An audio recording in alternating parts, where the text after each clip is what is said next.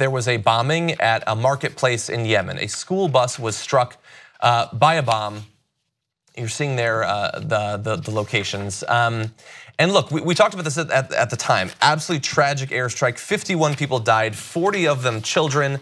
There has been footage and photographs from the site. It is as horrendous a set of visuals as you will ever see.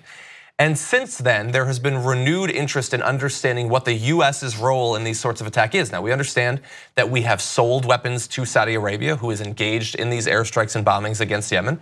We also know that we provide various forms of command and control and aerial refueling and things of that sort.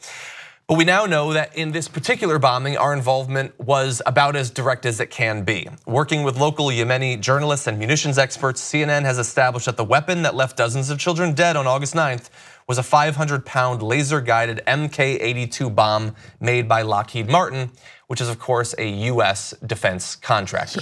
Which means these were US weapons that were sold to Saudi Arabia and used to slaughter dozens of children.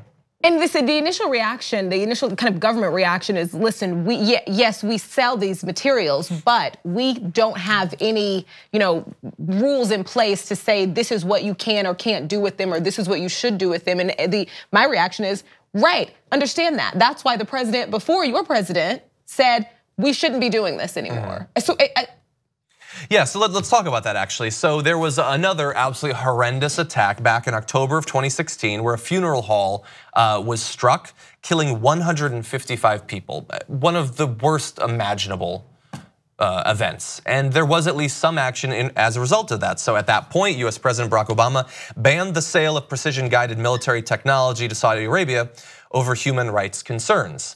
So here's the thing.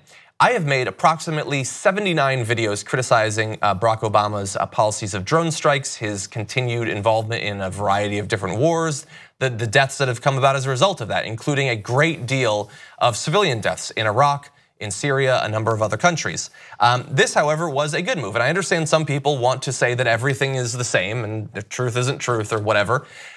But he did ban that type of weaponry. They still sold plenty of weapons to Saudi Arabia, billions and billions of dollars, but he did ban it. That ban was overturned by Secretary Rex Tillerson in March 2017. And in the same way that in the latter years of Obama's administration, they scaled back some of the rules of engagement for drone strikes. And by that I mean that they stopped some of the drone strikes. That also was taken away when Donald Trump got back into office. And that is why you saw skyrocketing civilian casualties in Syria over that first year. So understand that there can be bad and there can be bad. Sometimes one is worse than the other. Right, but we don't have control over what they use and how they use it is not an appropriate or acceptable answer when there was a policy in place that would have controlled that. 100%. So. And it's also disingenuous. Right. We don't have control over what they do with those weapons once we sell them. We do have control over their ability to use the weapons in the first place if we don't sell them to them. Right. So that's one way to take some direct control if we chose to, and if we were willing to deal with Lockheed Martin and other defense contractors being a little bit frustrated for a while.